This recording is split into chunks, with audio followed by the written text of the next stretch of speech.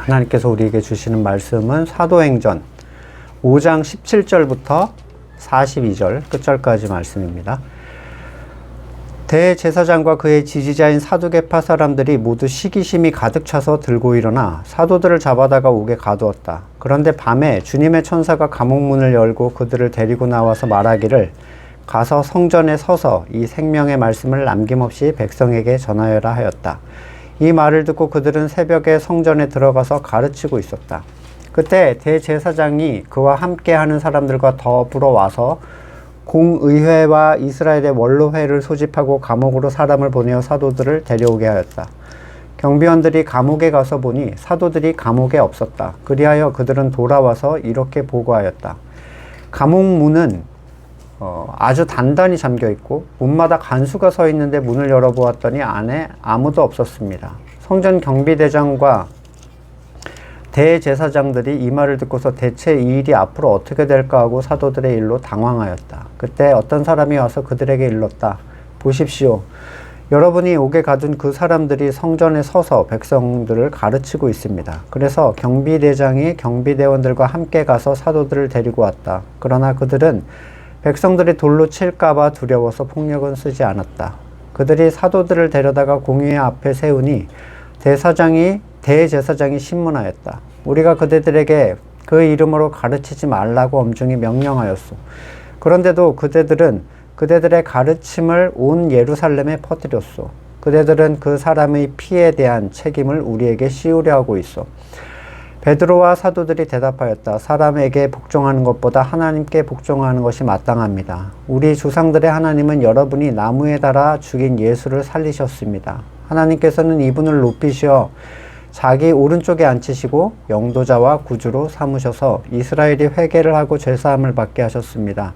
우리는 이 모든 일의 증인이며 하나님께서 자기에게 복종하는 사람들에게 주신 성령도 그러하십니다. 그들은 이 말을 듣고 격분하여 사도들을 죽이려고 하였다. 그런데 율법교사로서 온 백성에게 존경을 받는 가말리엘이라는 바리새파 사람이 의회 가운데서 일어나서 사도들을 잠깐 밖으로 내보내게 한 뒤에 의회원들에게 이렇게 말하였다. 이스라엘 동포 여러분, 여러분은 이 사람들을 어떻게 다룰지 조심하십시오. 이전에 드다가 일어나서 자기를 위대한 인물이라 선전하니 약 400명이나 되는 사람들이 그를 따랐소. 그러나 그가 죽임을 당하니 그를 따르던 사람들은 모두 다 흩어져 없어지고 말았소. 그 뒤에 인구조사를 할 때 갈릴리 사람 유다가 일어나 백성들을 꾀어서 자기를 뒤따라 반란을 일으키게 한 일이 있소. 그도 죽으니 그를 따르던 사람들은 다 흩어지고 말았소. 그래서 지금 내가 여러분에게 말씀드리는 바는 이것이요. 이 사람들에게서 손을 떼고 이들을 그대로 내버려 두시오. 이 사람들의 이 계획이나 활동이 사람에게서 난 것이면 망할 것이요. 하나님에게서 난 것이면 여러분은 그것을 없애버릴 수 없소. 도리어 여러분이 하나님을 대적하는 자가 될까봐 두렵소. 그들은 그의 말을 옳게 여겼다. 그리하여 그들은 사도들을 불러다가 때린 뒤에 예수의 이름으로 말하지 말라고 명령하고서 놓아주었다. 사도들은 예수의 이름 때문에 모욕을 당할 수 있는 자격을 얻게 된 것을 기뻐하면서 공의회에서 물러나왔다. 그들은 날마다 성전에서 그리고 이 집 저 집에서 쉬지 않고 가르치고 예수가 그리스도임을 전하였다. 아멘. 종교적 기득권이라는 게 있습니다. 종교를 이용해서 자기의 입속을 채우는 거죠. 단지 금전적인 유익뿐만 아니라 자기 자기 의를 채우는 출구로 종교를 활용하는 거예요. 바르게 믿는 사람들이 늘어난다 또는 거듭난 사람이 늘어난다는 사실은 종교적 기득권에게 굉장히 큰 스트레스가 됩니다. 거듭난 사람들이 자기들만 빠져나가면 되는데 자꾸 자기들을 따라왔던 사람들한테 영향을 끼치기 때문이에요. 사람은 거듭난 사람과 세상에 속한 사람으로 나눌 수 있어요. 근데 이 세상에 속한 사람은 다시 또 둘로 나눌 수가 있습니다. 왜곡된 기독교를 믿는 사람과 아예 기독교와 관계없는 사람. 후자 쪽 관계없는 사람들은 거듭난 사람에 대하여 별로 크게 신경 쓰지 않아요. 거듭난 사람들은 그들 자신이 달라졌을 뿐 남을 어떻게 강압적으로 바꾸려고 하거나 의를 추구하게 하거나 종교의 이름으로 더 탐욕적인 걸 추구하는 모습들을 안 보여요. 그러니까 뭔가를 믿나 보다. 그리고 그냥 지나가는 거죠. 물론 거듭난 사람이 가족 중에 발생하면 얘기는 좀 달라집니다. 왜냐면 직접적인 관계가 발생하기 때문에. 반대로 이 전자, 왜곡된 기독교를 믿는 사람들, 이 거듭나지 않은 사람들은 거듭난 사람들을 엄청나게 힘들어해요. 이미 지금의 세상의 교회가 아닌 것이 교회가 됐죠. 복음이 아닌 게 복음이 됐고, 예배가 아닌 게 헌신이 아닌 것이 헌신이 된, 하나님이 만드신 영적인 어떤 가치들이 사람이 만들어 놓은 걸로 다 대체가 됩니다. 이 사람들을 정말 힘들게 하는 게 바로 거듭난 사람들인데, 왜냐하면 거듭난 사람들이 그 타고난 장애의 자리를 툴툴 털고 일어난 것을 주변 사람들이 자꾸 보기 때문이에요. 그리고 이해할 수 없는 이 이상한 일은 아직 성전의 미문에 앉아있는 사람들에게 이게 내가 왜 앉아서 이걸 하고 있는가라는 고민을 자꾸 불러일으키게 하는 거예요. 이거 내가 왜 하고 있지? 이게 진짜 성경에서 하라고 한 것인가?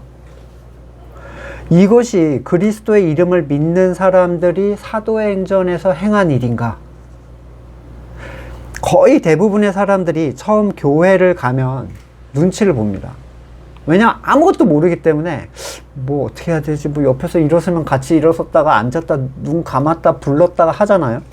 근데 적응하는 데는 한 달 정도면 충분해요. 어떻게 돌아가는구나를 파악하는 건 한 달이면 됩니다. 그리고 이게 잘 파악된 사람들한테는 이제 일을 주죠. 이걸 해라. 그럼 거기 앉아서 국어를 하는 거예요. 우리가 제일 익숙한 그 교회라는 용어, 그건 성경에서 얘기하는 교회가 전혀 아닙니다. 하지만 초신자로부터 은퇴한 항존직에 이르기까지, 심지어 목사에 이르기까지 교회는 건물을 지칭하는 것으로서 실생활에 적용이 됩니다. 이 실생활에 적용이라는 표현을 제가 사용한 이유는 그 사람들도 교회는 하나님의 처소, 거듭난 사람의 심령, 거듭난 공동체 이렇게 다 알고 있어요. 근데 실제 적용은 언제나 건물과 사람 조직을 의미해요. 교회 된 사람과의 소통이 무엇인지, 아니 교회 된 사람이라는 게 뭘 의미하는지 알지 못합니다. 이게 인위적으로 사람이 만들어낸 교회에서는 아주 일반적인 현상인데, 생각해보면 저도 그랬어요. 아내를 처음 만났을 때 그 상대의 거듭남에 대하여 전혀 고민해 본 적이 없어요. 둘 다 교회를 다니고 있으니까 거듭남은 기본 장착이죠.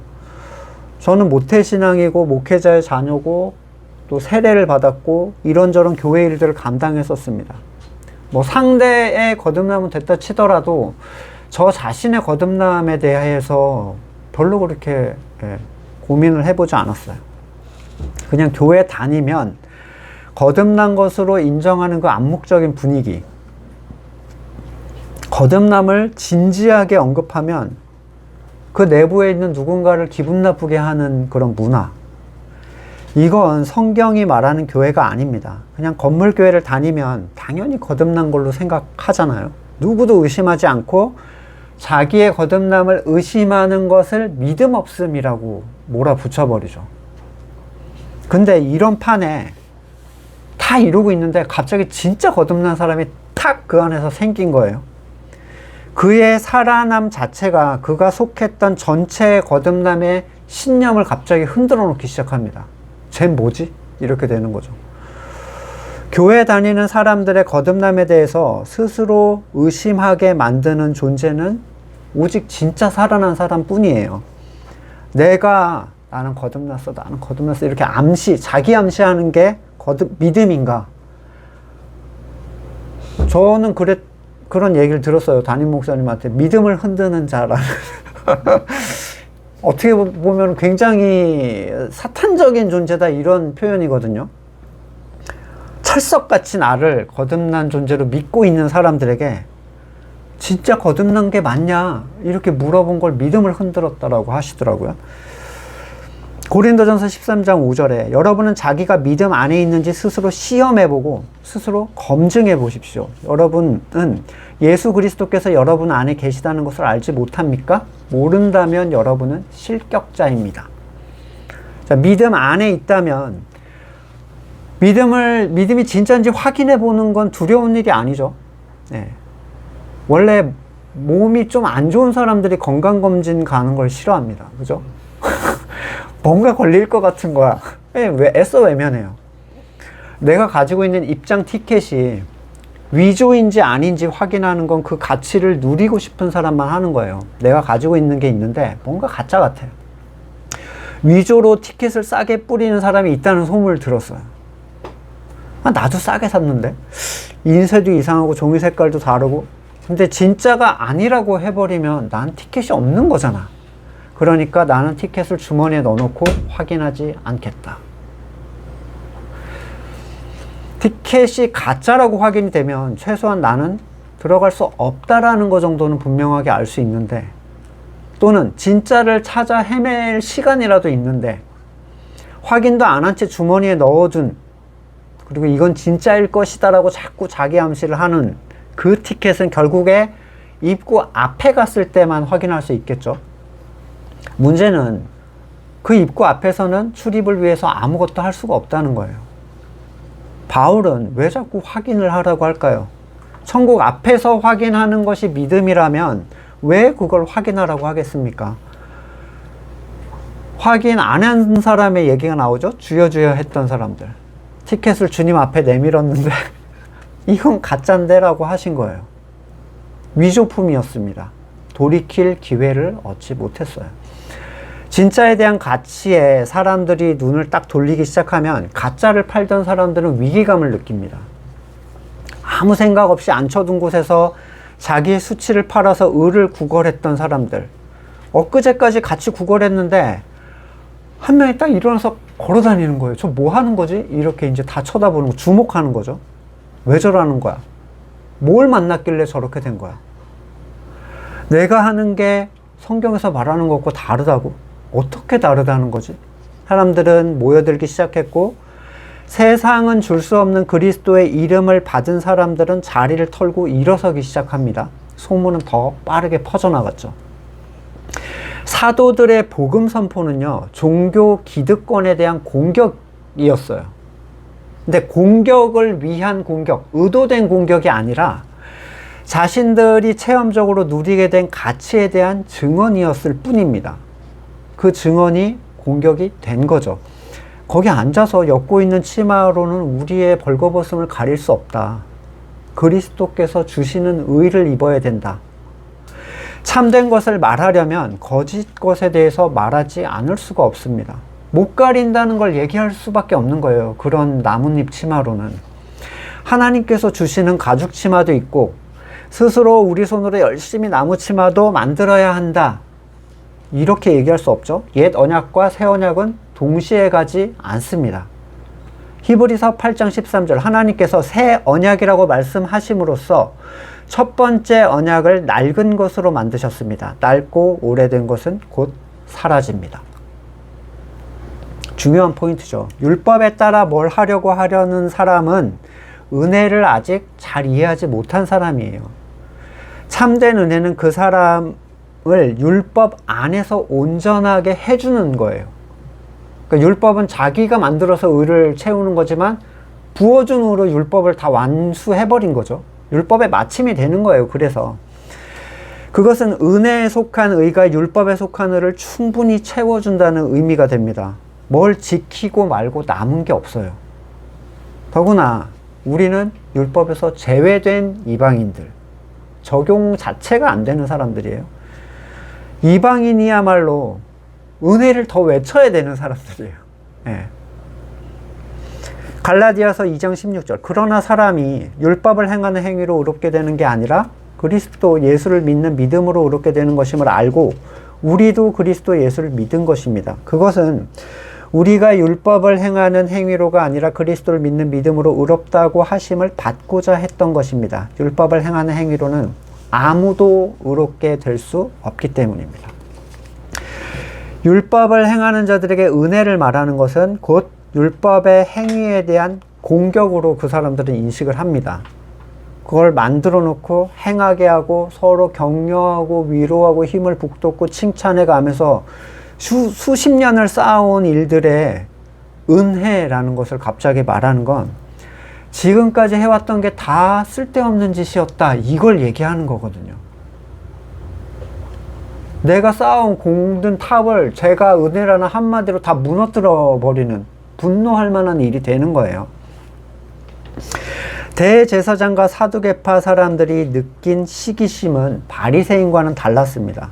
바리새는 종교적 신념에 대한 시기, 율법의 의로 쌓아놓은 공이 무너지는 것에 대한 시기심이었다면 대제사장과 사두개는 완전히 이기적인 시기심이에요. 기득권이 무너지는 것에 대한 시기죠.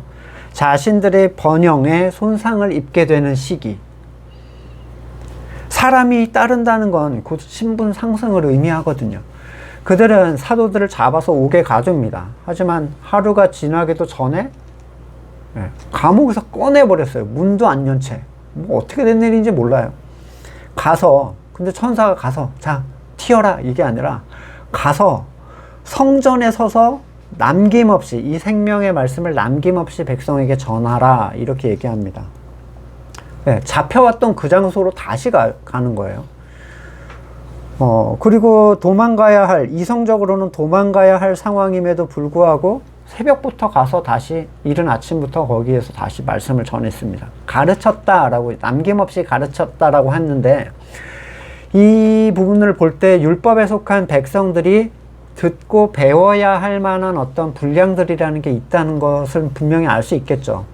왜 옛 언약이 새 언약으로 연결되어야 하는지, 그러면 옛 언약은 우리에게 어떤 의미로 남게 되는지, 왜 그리스도를 믿는다는 것이 우리를 행하게 만드는 것인지, 이 택하신 옛 언약에 속한 자들이 이 복음의 진리가, 이 자들에게 복음의 진리가 선포되는 것은 단순히 예수천당 불신지옥 이런 얘기를 하는 게 아니에요.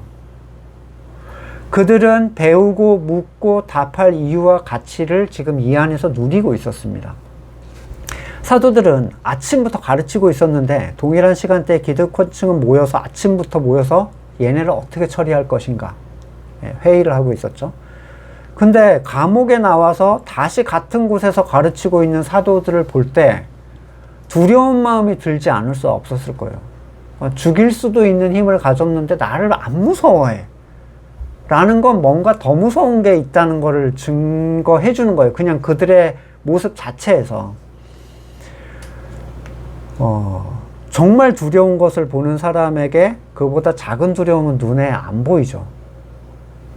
사자 앞에 있는 사람은 바퀴벌레 때문에 놀라서 호들갑을 떨 이유가 없습니다.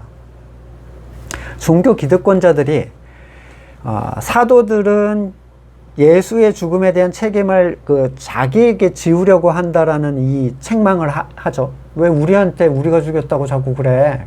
우리 불만 생기게. 그랬더니 전혀 개의치 않고 이렇게 얘기해요. 사람에게 복종하는 것보다 하나님께 복종하는 게 마땅하다. 마치 사자를 앞에 두고 있는데 내가 바퀴벌레가 움직이는 걸 쳐다볼 겨를이 없어. 이렇게 얘기하는 거죠. 여러분이 나무에 달아 죽인 예수를 하나님이 살리셨다라고 부담스러워하는 그 죄를 더 확실하게 못을 박아버려요. 자기의 의와 선을 추구하는 사람들은 도저히 받아들일 수 없는 존재, 건축자가 버린 돌 되시는 그리스도, 예수의 이름으로 세상을 추구하고 자기 선을 추구하고 자기 의를 쌓는 자들이 교회라는 건물 안에 가득하지만 그 안에서 깨어난 사람들은 그 일 자체가 그리스도를 가장 싫어하는 자들의 행동임을 말하지 않을 수가 없어요. 자, 자기의 선악의 주권자 된 그 원죄에 사로잡힌 생명, 그 생명에게 있어서 그리스도의 죽음이 다가온다는 건 나를 죽이려고 하는 것처럼 여겨지는 거예요. 저 말을 받아들이면 난 죽는 거죠. 하지만 이미 죽은 자들에게는 그게 생명이 됩니다. 그러니까 그리스도와 함께 죽은 사람만이 복음을 받아들이게 되는 거죠. 복음을 받아들여서 죽게 되는 게 아니에요. 그러니까 싫어하는 사람한테 받아들여 이렇게 얘기하는 거는 의미가 없다는 거예요. 그거는 너 죽어라 이러는 거랑 다를 바가 없는 거죠. 그분의 사역이 하나님의 주권에 의해서 우리 안에 이루어져야 복음의 소리가 비로소 우리한테 들리는 거죠. 세상에 속한 사람들은 그리스도의 십자가의 가치를 좋아하거나 거기에 설득될 수 없습니다. 오직 하나님께서 택한 사람들만이 그것을 받아들이는데, 내 선악의 주권을 내려놓는다는 것은 의지의 문제가 아니라 생명의 문제이기 때문이에요. 복음이 그들에게 다가가는 것은 아주 날카로운 칼을 들고 죽이려고 다가오는 것처럼 느껴질 수밖에 없어요. 내가 죽지 않으려면 널 죽여야 돼, 이런 분위기인 거죠. 이건 정당방위야 라고 말할 수밖에 없는 거예요. 자기 선과 자기 의를 주장하는 자들이 힘을 합해서 예수님을 십자가에 못 박았습니다. 그건 유대인뿐만 아니라 원죄에 속했던 우리의 모습이기도 해요. 우리도 그분을 받아들이고 그분의 이름으로 찬양하고 각종 교회 일을 했지만 주여 주여라고 했을 뿐, 예수님은 행악을 하는 자들아 나를 떠나라 라고 말씀을 하셨어요. 그러나 그분이 십자가에 내가 죽게 되었을 때 나도 모르는 사이에 그냥 처리해 버리신 거죠. 우리는 머리 되신 그리스도를 통해 어떤 것을 행할 수 있을 뿐입니다. 자, 데살로니가 후서 1장 11절에 그러므로 우리는 언제나 여러분을 위해 기도합니다. 진짜 중보 기도의 아주 정수를 보여줘요. 그것은 우리 하나님께서 여러분을 그의 부르심에 합당한 자가 되게 해주시며 또 그의 능력으로 모든 선한 뜻과 믿음의 행위를 완성해 주시기를 비는 겁니다. 해라가 아니라 하나님이 너를 그렇게 되게 해주시기를 이라는 철저히 하나님 주권에 대한 간구죠. 물론 죽은 교인은 이 말을 알 수가 없어요. 죽어 있는 교인. 네, 자기가 멈추면 모든 게 멈춰버리거든요. 시험적으로 안 해볼 수도 있어요. 뭐 내가 안 하면 하나님이 해준다고 그러고 안 해요. 근데 아무 일도 안 일어나. 생명이 없으니까 안 일어나죠. 32절에 하나님께서 자기에게 복종하는 사람들에게 주시는 성령에 대한 언급을 하는데, 여러분 하나님께 복종한다는 게 뭘 의미하죠? 때로는 이 말이 성경에 적혀있는 모든 거를 행하는 것이라고 잘못 이해되기도 해요.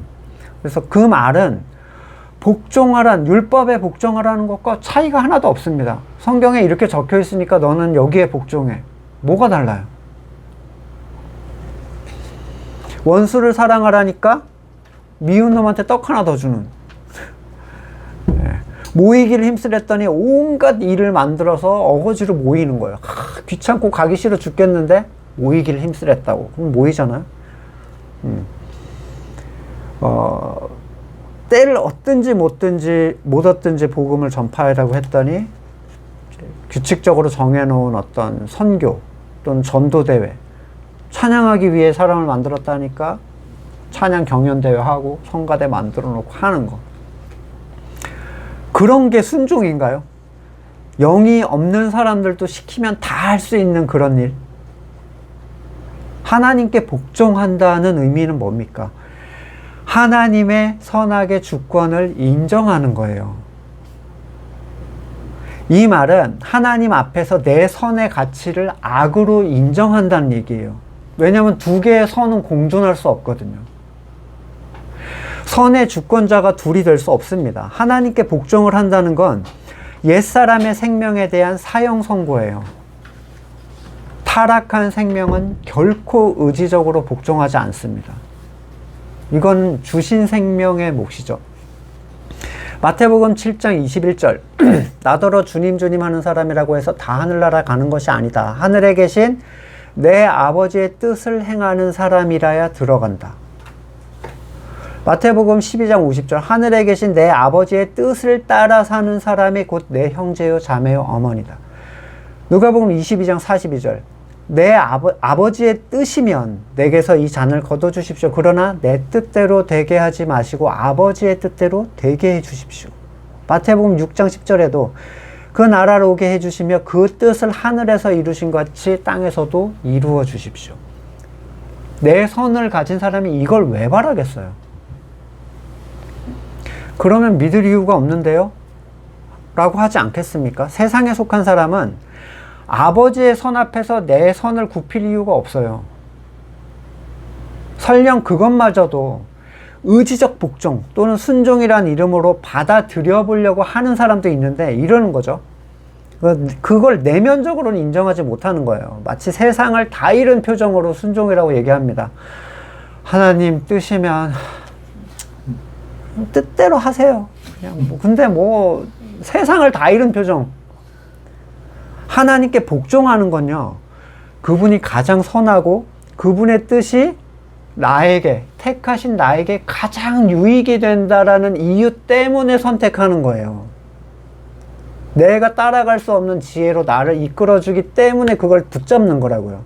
왜냐면 나를 살리셨잖아요. 자기 아들을 주고. 근데 나한테 해가 되는 걸 하나님이 선택하시겠어요? 믿음이 없이는 하나님을 기쁘게 해드릴 수 없습니다. 히브리서 11장 6절 하나님께 나아가는 사람은 하나님이 계시다는 것과 하나님은 자기를 찾는 사람들에게 상 주시는 분이시라는 것을 믿어야 합니다. 따라서 하나님께 대한 복종은 의지력이 좋은 사람이 아니라 또는 절제력이나 인내가 좋은 사람이 아니라 하나님께서 생명을 주셔서 하나님의 뜻의 가치를 알게 해준 사람들에게만 나타나는 현상이고, 이런 복종의 상태를 가진 사람들에게만 성령이 주어지는 거예요. 성령은 하나님의 뜻을 알게 해주시고 하나님의 뜻을 행하게 해주시는 분이죠. 자, 성령 충만에 대한 많은 오해들이 있습니다. 특히 초자연적인 현상에 대해서 혹하죠. 자, 성령은 자기 의를 세우거나 자기의 선을 추구하거나 세상을 얻고자 하거나 자기 영광을 추구하는 자들에게 절대로 주어지지 않습니다. 예를 들어 그가 병을 고치든 환상을 보고 예언을 하고 그게 다 맞아 들어간다 해도 아무런 의미가 없어요. 주여 주여 하던 자들 기억하세요. 우리가 주님의 이름으로 병도 고치고 기적도 행했어. 그게 의미가 있었어요? 예수님한테? 행악이라고 했죠. 행악. 주님의 이름으로 행한 악이에요. 성령은 자기가 부인되고 하나님의 뜻을 행함의 그 가치를 알고 그것을 즐거워하는 자들을 위하여 주어지는 거예요. 그러니 거듭나지도 않은 채, 내 선을 죄라고 인정하지도 않은 채, 죄가 뭔지도 모르고 무조건적으로 성령의 충만을 강구하는 사람들은 사탄이 데리고 놀기가 딱 좋죠. 눈앞에 뭐 하나만 딱 보여주면 끝나는 거예요. 걔는 성령이 내게 임했구나. 그런 사람들이 성령을 구할 때 나타나는 초자연적인 현상이나 세상적 잘됨의 증거들은 절대로 하나님으로부터 온 게 아님을 아셔야 됩니다. 삼위 하나님은 한 목적을 가지고 계세요. 그쵸? 하나님의 주권을 다시 하나님께 온전히 돌려드리는 것. 사도들의 두려워하지 않는 모습에 이 종교 기득권자들의 분이 극에 달했는데, 여기서 그 유명한 가말리엘이 등장을 해요. 멋있게 등장을 합니다. 이스라엘에는 샴마이랑 이 할렐이라는 학파가 대립구도 속에서 이 율법을 자꾸 주도하려고 서로 경쟁적이었는데, 힐렐이라는 이 학파의 힐렐의 직계 손자예요. 가말리엘이. 예. 무슨 안중근 의사의 직계 손자, 주기철 목사님의 손자가 저 장신대에 있어가지고 그 타이틀로 얼마나 이름을 명성을 떨치는지 몰라요. 누구의 손자래. 근데 이 힐렐의 손자라는 것이 갖는 이 의미가 엄청나게 큰 거예요. 이 샴마이는 굉장히 공격적이에요. 자비가 없어. 그냥 다 끝장내는. 힐렐은 되게 유해. 받아들여줘요. 그래서 이 탈무드 미시나에는 힐렐처럼 온화해야지 샴마이처럼 공격적이어서는 안 된다라는 얘기가 있다고 합니다. 그리고 힐렐이 4세기에 걸쳐서 이 율법의 수장 자리를 계속 가지고 있었다고 해요. 이 온화한 모습을 중심으로 가지고 있었던 것처럼 힐렐이 가말리엘은 야 당장 죽여서 그렇게 끝낼 일이 아니야. 그러니까 자기의 배움과 학풍에 따라 나온 어떤 모습이에요. 중재를 합니다. 요약을 하면 이전에도 이 비슷한 일들을 우리가 역사적으로 보지 않았냐. 근데 결말이 좋지 않았다는 거예요. 행여나 이 일이 하나님으로부터 왔다면 우리가 하나님을 대적하는 것이 될 것이고, 그들이 하나님으로부터 난 자가 아니라면 알아서 망할 테니까 손을 더럽히지 말자. 온화한 방법을 제시합니다. 어떤 이들은 가말리엘이 지혜 있다. 그 덕분에 사도들이 목숨을 건질 수 있었다. 이런 얘기를 하기도 하더라고요. 주석서에서는. 근데 저는 이 사람의 모습이 오히려 더 간교하다. 뱀 같다고 생각해요. 자, 상황을 보고 하나님의 뜻을 판단하자. 그것은 성경이 성도에게 주는 메시지인가요? 돌아가는 꼴을 보고 하나님의 뜻을 판단해라. 가말리엘은 자기들이 죽였던 예수를 어떻게 판단하고 있을까요? 가말리엘에게 있어서 예수의 죽음은 그가 하나님께 속하지 않았다는 확증의 표시예요. 죽었잖아요, 비참하게. 하나님으로부터 난 사람이 그렇게 죽을 리가 없지. 이런 마인드잖아요, 지금 앞에 꺼낸 얘기가. 그러면 그분의 부활은요? 그걸 그가 믿었다면 그분을 통해 일하는 사도들을 이렇게 평가할 리가 없죠. 그는 그리스도의 죽음을 통해서 그리스도가 하나님께 난 자가 아니라는 확신으로 가버렸어요. 그럼 과연 가말리엘은 이후에 사도들의 모습을 보고 그 결말을 보고 하나님으로부터 온 자임을 확신할 수 있었을까? 초대교회에 핍박받는 모습, 사도들의 순교, 가말리엘의 눈에 그들은 하나님으로부터 온 자가 아니었다라는 결론으로 갈 수밖에 없었겠죠. 이렇게 결론 내렸을 겁니다. 내가 뭐라고 했냐? 하나님으로부터 오지 않은 자는 결국 망하게 돼 있다니까? 가말리엘이 내어놓은 중재 안에 지혜가 있어 보입니까? 결국 하나님의 뜻이라는 미명 아래 간을 보고 계속 있는 거예요. 간. 이런 상황은 지금 인위적인 교회 안에도 너무 많죠. 잘 되면 하나님의 뜻. 뭔가 안 되면 내가 뭐 잘못한 게 있나? 이런 거죠. 그리고 마치 간을 보는 그 모습이 지혜 있고 신중한 모습이라고 스스로 대견해야 합니다. 아직 섣불리 판단하긴 일러. 이렇게 기다리는 모습. 누가 아프면 하나님께 잘못해서, 누가 망하면 주일에 빠져서, 누가 다치면 11조를 안 내서 뭐 등등등. 반대로 자녀가 잘 되고 사업이 잘 풀리고 아픈 것이 나으면 하나님의 은혜, 기도의 응답. 이렇게 판단하는 사람들이 과연 사도들과 초대교회 사람들의 모습 속에서 하나님의 임재를 느낄 수 있겠냐는 거죠.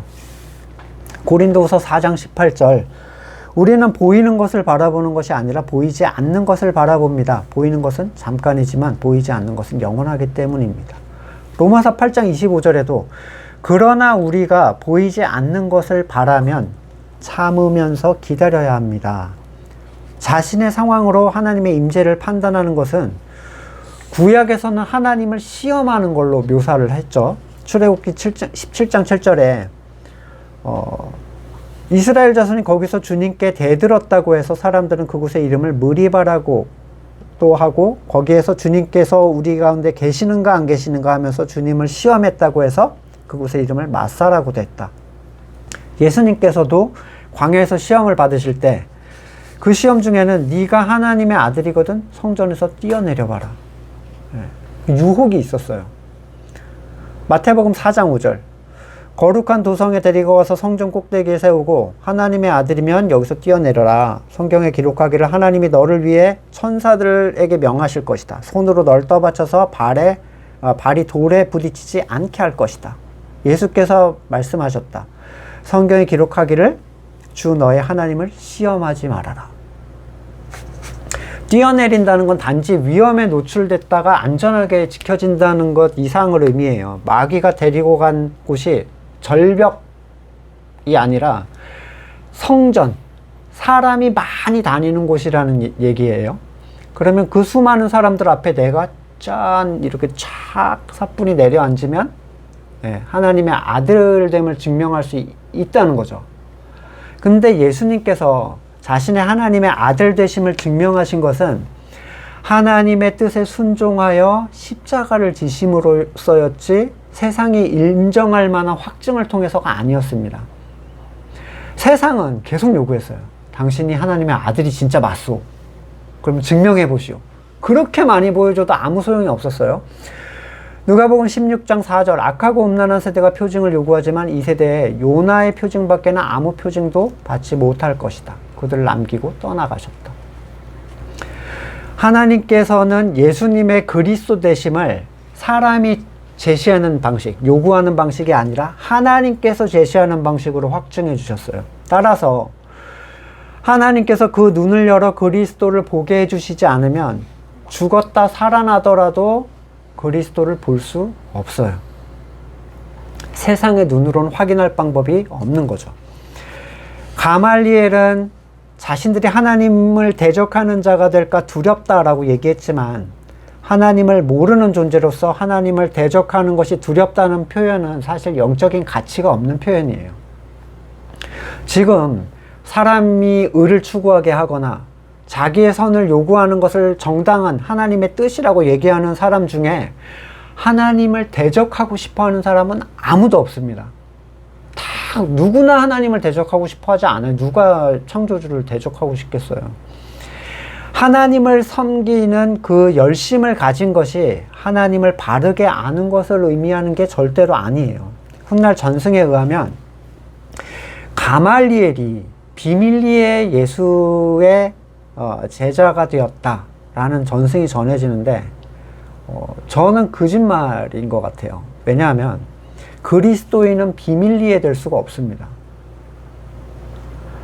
그들은 세상의 빛과 소금이고 감추어질 수 없는 존재예요. 그냥 존재 자체가 하나님의 생명에 의해서 확 드러나는 거죠.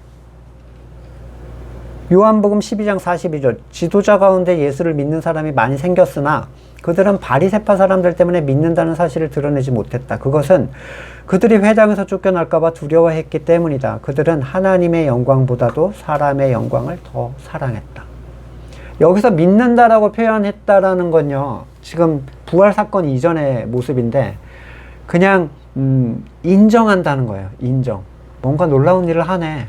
뭔가 맞는 것 같아 정도로 인정하는 거지 진짜 영적 가치에서 그를 믿게 되었다는 의미가 아닌 거죠. 하나님의 영광보다 사람의 영광을 사랑하는 사람을 두고 예수를 믿는 사람이라고 성경은 얘기하지 않습니다. 이들이 믿는 것은 하나님의 생명을 통한 회심의 가치로 믿는 게 아니라 그냥 이성적 수긍을 했다는 거예요. 씨 뿌리는 비유에 환난과 박해를 통해서 시들어버리는 그 가시밭에 뿌려진 씨앗은 싹을 틔웠으나 열매는 맺지 못했고 성경은 오직 좋은 밭에 뿌려진 씨앗만이 풍성한 열매를 맺는다라고 얘기를 하죠. 가시덤불은요 밭이 아니에요. 계속 설명을 드렸지만 밭에 가시덤불이 좀 이렇게 옹기종기 모여있는 게 아니라 그냥 그것만 있는 데에 떨어졌다는 얘기예요. 사람은 땅이잖아요. 땅으로 묘사가 되기 때문에 그 밭을 개간할 수 있는 존재가 아닙니다. 나한테는 이게 있구나 그러고 뭐 파내서 어떻게 하고 이럴 수 있는 존재가 아니라고요. 밭이 아니지만 싹이 잠깐 났다가 시드는 존재들이 있다는 거예요. 나면서부터 안전뱅이 된 성전의 미문의 거린, 그가 거듭난 걸 숨길 수 없었죠. 일어나는 걸 어떻게 숨겨요? 힘이 생겨서 벌떡 일어나는 걸. 모두가 이상하게 여길 수밖에 없었습니다. 이건 신앙의 연차나 수준이 높아서 드러내는 게 아니에요. 그냥 생명 유무의 문제입니다. 사도들은 그리스도 이름으로 인해 모욕당할 수 있는 자격을 얻은 것에 대해서 기뻐했다고 얘기하는데 이 자격은 그들이 세상과 다른 소속이라는 의미고 하나님의 백성이 되었다는 확증이에요. 마태복음 5장 10절 의를 위해 박해를 받은 사람은 복이 있다. 하늘나라가 그의 것이다. 너희가 나 때문에 모욕당하고 박해받고 터무니없는 말로 온갖 비난을 받으면 복이 있다. 너희는 기뻐하고 즐거워하여라. 하늘에서 너희 받을 상이 크기 때문이다. 너희보다 먼저 온 예언자들도 이와 같이 박해를 받았다. 자, 의를 위해 박해를 받는다. 이 의미는 세상적 정의를 위해 박해를 받는 걸 얘기하는 게 아니에요. 참된 의, 주시는 의를 위하여 박해를 받는다는 얘기예요. 이거 잘못 해석하면 율법의 의를 위해서 박해를 받는 사람도 있어요. 그러면서 혼자 행복해하죠. 자, 주시는 의, 이 의는 스스로 채우는 의를 추구하는 사람들에게 박해를 받게 돼 있어요. 자신들의 의를 쓸모없는 걸로 만들어버리거든요. 주시는 의를 얘기하면. 자신들의 가치를 비참하게 짓밟고 자신들을 구원에서 떨어진 것처럼 만들어버려요. 이 거듭난 사람들은 그리스도와 같은 존재로서 건축자의 버린 돌처럼 취급을 받게 됩니다. 그들을 욕하고 조롱하고 비난하고, 이것이 이 의를 위한 박해의 이유 그리고 가치예요. 그리스도의 소속이 되었다는 거. 너도 걔네들한테 버려졌구나. 너도 걔네가 못 쓰겠다고 했지. 그럼 너도 그리스도와 같은 라인이 된 거야. 이 얘기죠. 의를 스스로 추구하는 자들, 자신의 선을 추구하는 자들에게 미움받는 것을 즐거워할 수 있는 사람이 많지는 않습니다. 베드로전서 1장 6절에도 그러므로 여러분이 지금 잠시 동안 여러 가지 시련 속에 어쩔 수 없이 슬픔을 당하게 되었다 하더라도 기뻐하십시오. 하나님께서는 여러분의 믿음을 단련하셔서 불로 단련하지만 결국 없어지고 마는 금보다 더 귀한 것이 되게 하시며, 예수 그리스도께서 나타나실 때 여러분에게 칭찬과 영광과 존귀를 얻게 해주십니다. 이 믿음이라는 게 처음 생겼으면 환난이라는 걸 통해서 단련이 되는데, 단련이라는 건, 여기서 말하는 표현이라는 건 단단하게 만든다는 의미가 아니라 그 믿음이 아닌 것들을, 불순물을 제거해 준다는 거예요. 순도를 높여준다는 얘기예요. 순수한 믿음으로 나가게 된다는 정죄 개념에서의 이 단련입니다. 성도에게 단련이 또 하나가 있어요. 단련해 줄 수 있는 게. 환난만 있는 게 아니에요. 신명기 8장 16절. 광야에서 당신들이 조상도 알지 못하던 만나를 당신들에게 먹이셨습니다. 이것이 다 당신들을 단련시키고 시험하셔서 나중에 당신들이 잘되게 하시려는 것이었습니다. 거듭난 자에게는 믿음으로 인한 환난, 그리고 말씀으로 인한 깨달음, 이 두 가지가 그 사람을 순수한 믿음을 가진 장성한 신자로 세워줍니다. 이 믿음을 깨끗게 해주는 하나님의 방식이죠. 사도들이 복음을 전한 시대 이후로 이 로마의 국교가 될 때까지, 그러니까 10번의 대박해가 있었어요. 그러니까 싹 잡아 죽여, 이런 분위기가 10번이나 있었다고요. 근데 이 박해가 기독교를 없앨 수가 없었어요. 희한하게. 잡아 죽이면 사라져야 되는데 안 사라지는 거예요. 왜냐하면 박해는 뭐였죠? 믿음을 순수하게 해주는, 오히려 단련해주는 한 부분이 됐기 때문이에요. 근데 박해를 없애자 갑자기 기독교가 사라지기 시작합니다. 진짜 기독교가 사라지는 거죠. 박해가 없으면 나머지 단련할 수 있는 건 말씀뿐인데, 말씀도 얘네가 가지고 있네요.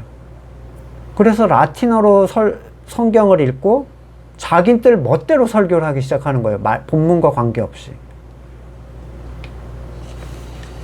기독교 신앙의 단련 수단이 모두 제거가 된 거죠.